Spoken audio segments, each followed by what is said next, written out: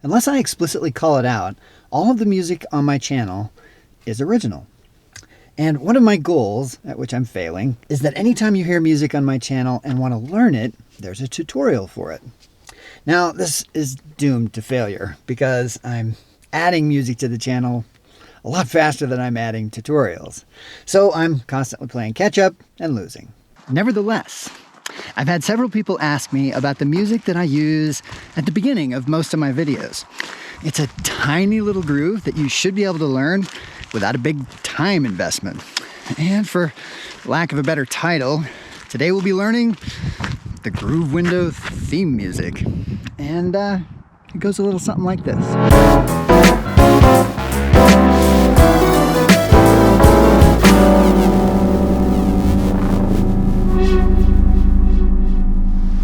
If this is your first time here, welcome. Every shred of music that I teach on this channel is completely free. You can head over to my website and download sheet music, backing tracks, things like that, absolutely free of charge. So you might consider subscribing. It's a pretty good stream of totally free tutorials. Hit the bell, it'll let you know when new videos are out. Now, if you've already subscribed, welcome back. Frankly, I make these videos for you. Okay, so we've got a total of 3 bars of music here, one of which is a whole note. So it shouldn't take us too long to get through this. There's 2 bars, and it's basically just what you hear at the beginning of every one of my videos.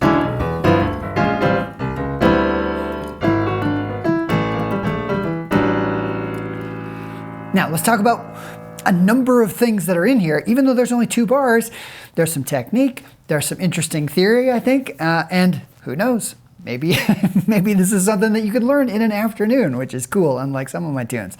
Okay, so to start,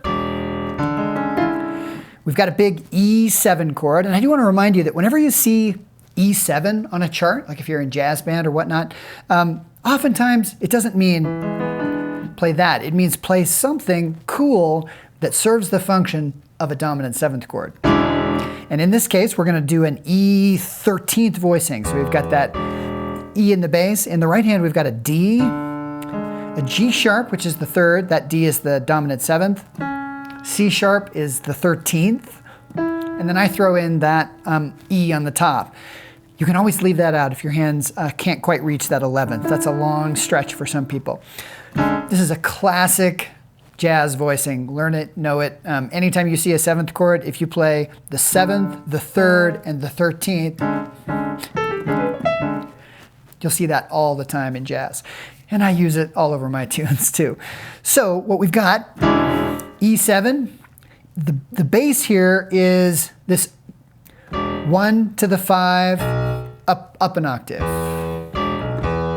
And then we hop up with our thumb from E up to G and repeat in the other direction on G. G down to D, down to G. And I actually like that you play this with your thumb, both notes, because it forces a phrasing, which is 1, 2, 3, 1, 2, 3.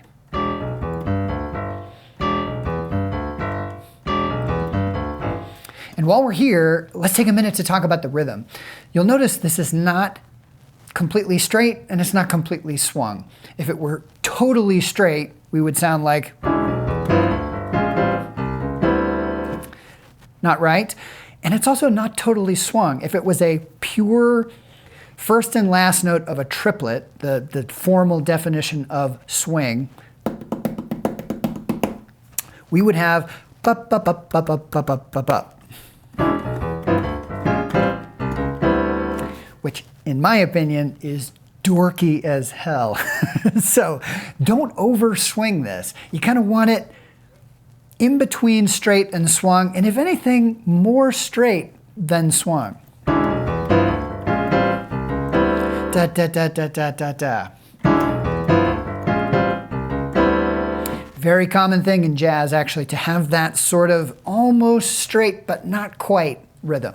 Okay, so then we move up to G7, same voicing here in the right hand, except we don't do the extra octave. And we do that on purpose because I like the top note here kind of staying in one place. Bop, bop, 'Bum. You'll notice when we get to the next chord,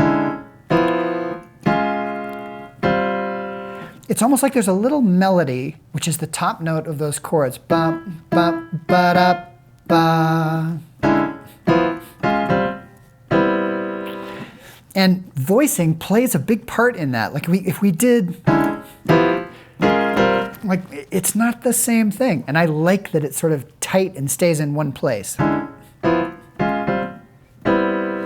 So starting at the beginning, then we move up to G, come back down, go up to this B flat in your left hand, and your chord in the right hand is A flat, D flat, and F, which makes this a B flat minor 7th chord. But the B flat is in the bass, okay? And then to reach down the next 16th note, the bass goes down to A, and the bottom 2 notes of the right hand chord go down chromatically to that. A lot of people just call this the Steely Dan voicing. It's like Peg. But technically what it is an F major chord. Like if we take the A from the bass and move it up to here, and take the F from the top and move it down an octave, that's actually the chord. F major with an added 9th right there. But voiced that way, it's a lot cooler. And then to wrap up this first measure, little chromatic walk in the left hand, C, C sharp up to D. And as you hit that D, you're going to play G, B, C, and E in the right hand. Nice, huh? It's sort of a suspension. If you take these bottom 2 notes and move them up an octave, you get C major 7. Over D creates this great suspended, it acts like an 11th. That 11th right there, which is the G, wants to resolve to the major 3rd. We're not going to do that in this case, but the suspension, you take those top notes, put them back down here, get that nice tight half-step dissonance, adds up to a pretty nice little suspended chord voicing. First bar all the way through, slowly.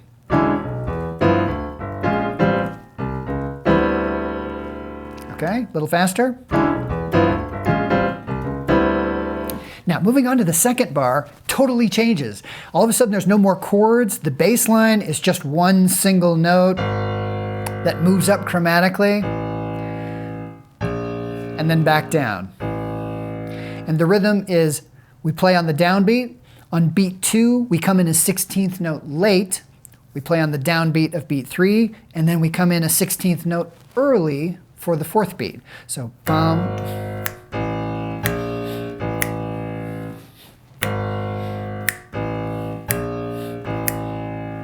Got it? And to go with that, we're going to play this lick in the right hand, which is kind of a little melody figure. E, F sharp, D to B. Then we reach up to E, down to A. And then I'm going to leave out this little turn for a second because we're going to talk about it in a minute. That holds out for basically an 8th note, and then we've got a G pickup, and then A, G, E, and then the final chord of the piece, which is, and this is actually familiar to what we did in the previous measure, because in the left hand we've got an A, and in the right hand we've got G, F sharp, G, and D. If we were to take the F sharp and move it up an octave, this hints at a G major 7th chord. It doesn't have the major 3rd, which is a pretty key component, but nonetheless, it's got that same suspended sound, especially if we take the F sharp from the top and drop it down an octave, like that, which I love. It's just kind of a nice, it's dense on the bottom and open on the top. Over this A, creates a cool little suspension. Now, we haven't talked about that little turn yet. Without it,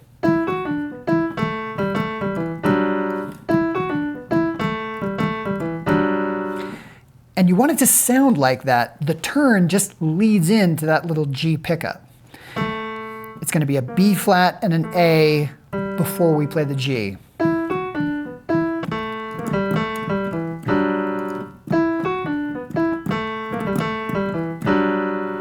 Okay, and those always are light. They shouldn't be the most important notes you hear. They're just like a lead in to that next note. Okay, so second bar by itself, notice that the left-hand notes are all long and drawn out here.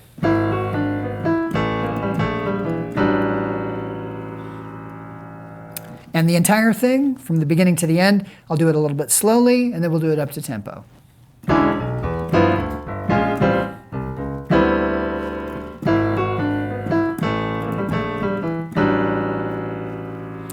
And up to speed.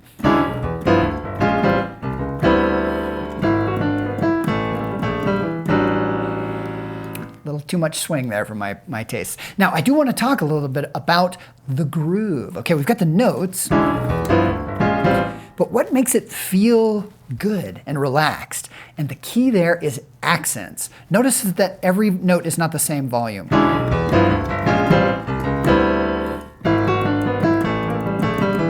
Even if the rhythm was slightly swung like that was, you've got to have some notes stick out and other notes kind of hang back. And so in the bass, basically where the right-hand notes fall, that's what we want to emphasize.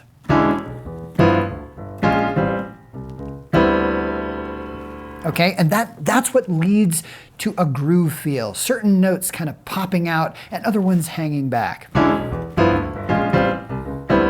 I'm overdoing it, but that's the general idea. Same thing on the lick. We're not going to play no groove. I think the notes we want to emphasize are probably that and that, because we're going to have a hit on the bass. Both of those count, so it's bop, and then if we want to just play the accents, bop, those are the notes that need to stick out. And if you bring those notes out and pull the other ones back, all of a sudden that's what makes something groove a little bit and have some interest. The most common thing I see among classically trained players who come into this style of music is they tend to play too well. Every note has a very similar volume. Get a little bit sloppy and bring some notes out and put some others in the pocket a little bit. And that's what makes something have a little bit more rhythmic enjoyment.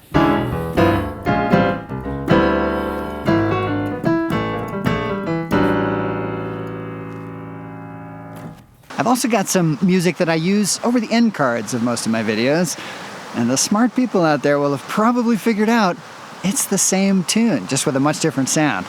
We're going to break that one down next, but first, if you happen to get either of these down, I would love to see a video. Just hit me up on Facebook or Instagram, and I'll definitely check it out. Okay, talking about the outro, this is the music that I play at the end of almost all my videos, and it's actually the same song, just arranged differently. Let's take a tiny listen to it just to refresh your memory.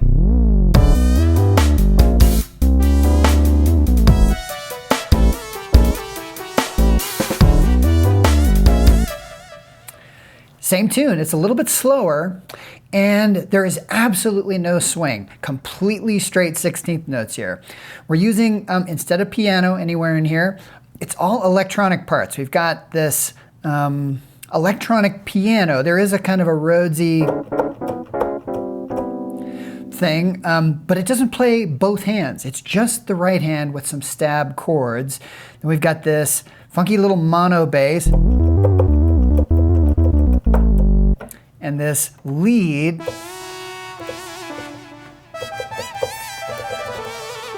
Which is where we're going to spend most of our time talking today. But to get started, let's just take a look at the electronic piano part. The first measure, it's exactly the same as the piano part in the main theme. Sound familiar? The second bar, however, doesn't play the lick. It leaves that for that sort of lead sound that we're going to talk about. Instead, it plays these interesting stab chords. And it's actually the bass that plays down there. In the right hand, we just have F sharp, B, and E, which are again making up this E major add 9. We've got the G sharp here, F sharp, B, and E. And then the interesting thing is that the E stays in place and the bottom two notes just move up chromatically by half steps. Second chord, third chord, fourth chord. Harmonically, we've got E major add 9. The second chord is an A minor 7th chord. The third chord is actually a B flat minor 7 chord with a flatted 5, or a half diminished. Which is interesting because instead of calling this note E in that context, technically it's F flat. So you'll notice in the sheet music, instead of just calling this an E, which I think most people tend to sort of understand that that's an E, I write it as an F flat. That's all there is to the electronic piano part. Once you've got those first two measures, it just repeats them another 3 times and ends on that E 13th voicing. Now let's talk about the bass just a little bit, only because one of the things I like about it is it's a mono bass. I can't play chords. Even if I hold them down, this patch will only play one note at a time. And it's got a little bit of what's called a portamento effect, which means that from a low note, if I'm holding that down and I play a high note, there's a little bit of time for it to slide pitches. And this only happens if one note overlaps another note, which makes it kind of fun for funky little bits.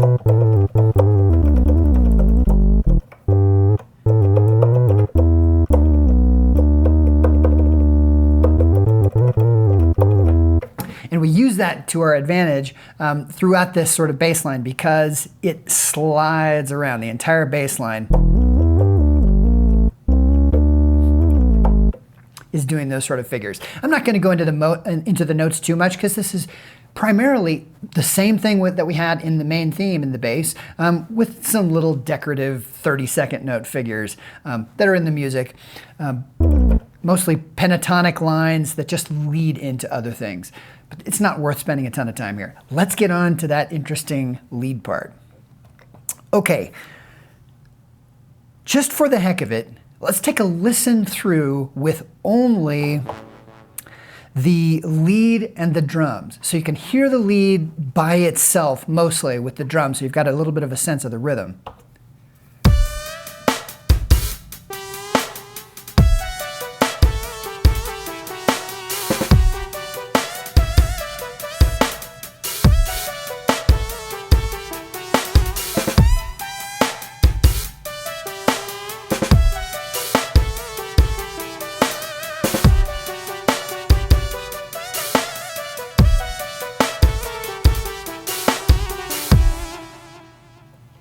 Now the key to this, and I've never spent much time talking about lead playing, synth parts. I learned to play synth parts in a way that sort of mimics a guitar. And when you bend strings on a guitar, you can only change the pitch upwards. You can't actually, unless you have a tremolo bar, which you can use. But for the most part, with just string bending, you're taking the pitch from the real pitch to something above the pitch. And that's the only direction you get to move. And so I have a tendency to play bending only in the up direction. When I do vibrato, I don't use a modulation for the most part. I just bend up and then back down to the pitch, which is similar to how a guitar vibrato sounds.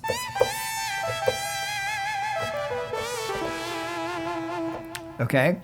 And that's a lot of what happens in this tune. Many of the notes are indicated as certain pitches, but you actually get them by bending a pitch that is below it up. Very first thing, we start on a D, and we're trying to get up to E. I'm I have it written as 2 eighth notes, D to E, but what you actually do is play D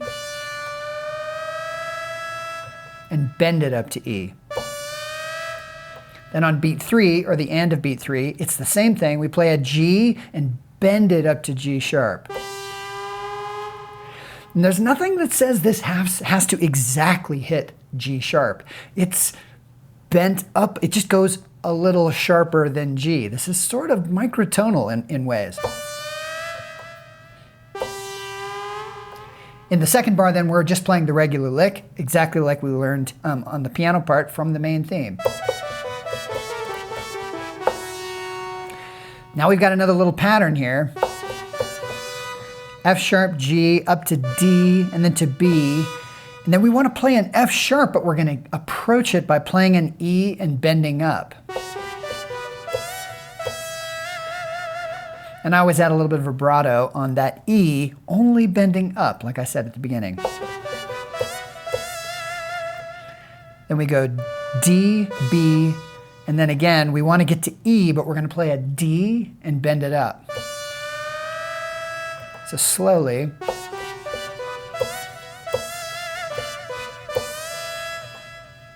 More up to tempo.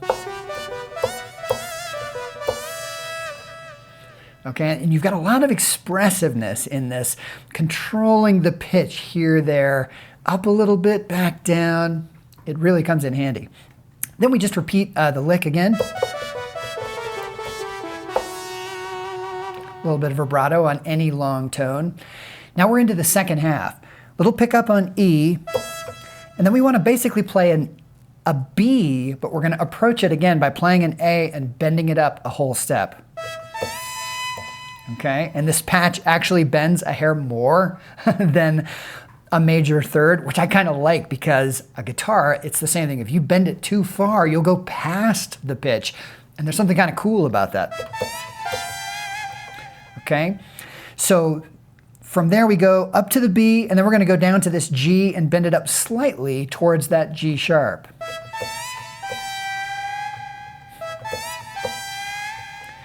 Down to D, up to E, reach down to G and bend it up slightly. Okay, so that whole measure. Okay, you can really pull some emotions out by just bending notes around a tiny little bit. Okay, then a pickup, and then it's the lick again. Aha, but instead of going to F sharp right here, like we've done every other time, we're going to reach up and play D and add quite a bit of vibrato to sort of draw attention to it. Okay, a pickup on F sharp, and then I kind of like this little measure that's coming up. It's got a G, D, F sharp rolling 3 pattern. Okay, we do that a few times. So it has the pickup on F sharp, then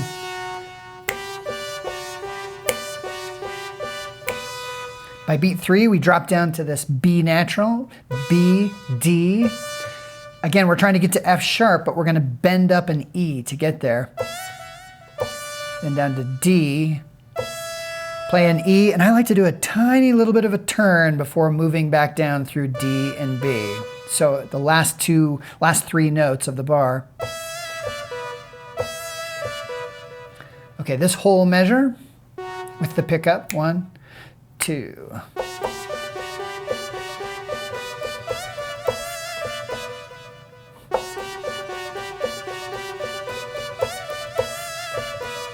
Then we've got the lick.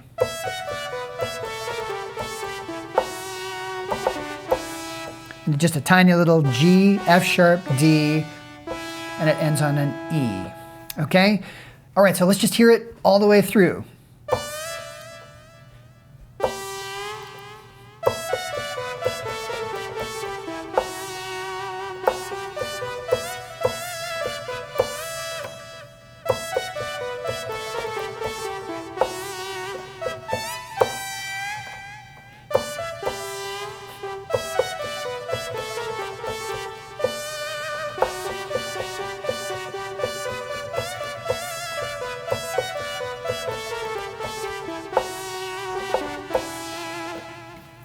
with that, you've got all 3 parts to sort of cover this outro, which is a little different than I normally teach. 3 totally separate parts arranged into an alternate version of the main theme. Thanks for tuning in. I hope you enjoyed this little mini tutorial. Again, if you get this one down, I would love to see a video. So thanks again. I hope to see you next time.